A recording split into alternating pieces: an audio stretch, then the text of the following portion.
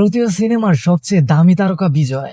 শাহরুখ খান, সালমান খান, প্রভাস কিংবা রজনীকান্ত নয়, এই মুহূর্তে ভারতীয় সিনেমার সবচেয়ে দামি তারকা দক্ষিণী সুপারস্টার থালাপতি বিজয়। এই নায়কের পরবর্তী ও ফিল্ম ক্যারিয়ারের শেষ ছবি থালাপতি 6ix9ine এর জন্য 275 কোটি টাকা পারিশ্রমিক নিয়েছেন তিনি।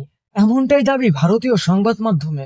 বহু বছর ধরেই দক্ষিণী তারকাদের মধ্যে রাজ করছেন বিজয়। ভারত জুড়েও তার ব্যাপক জনপ্রিয়তা। বিশেষ করে এই অভিনেতার সর্বশেষ ছবি লিও ও the god greatest of all time চোখের পলকেই 100 কোটির বক্স কালেকশন পার করেছে। মার্শাল, ধুপাক্কি, মাস্টার এবং লিওর মতো সুপারহিট ছবিতে বিজয়কে দেখেছেন দর্শক। 49 বছরের এই অভিনেতার নাচেও মাতোয়ারা অনুরাগীরা।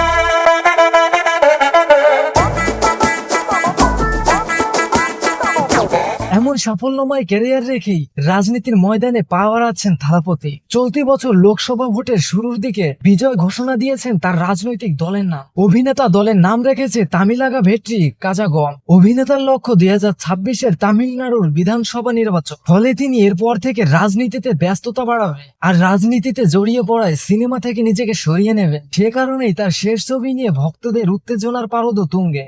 সবকিছু বিবেচনায় ক্যারিয়ারের শেষ ছবিতে বিশাল অঙ্কের পারিশ্রমিক নিয়েছেন এই তারকা।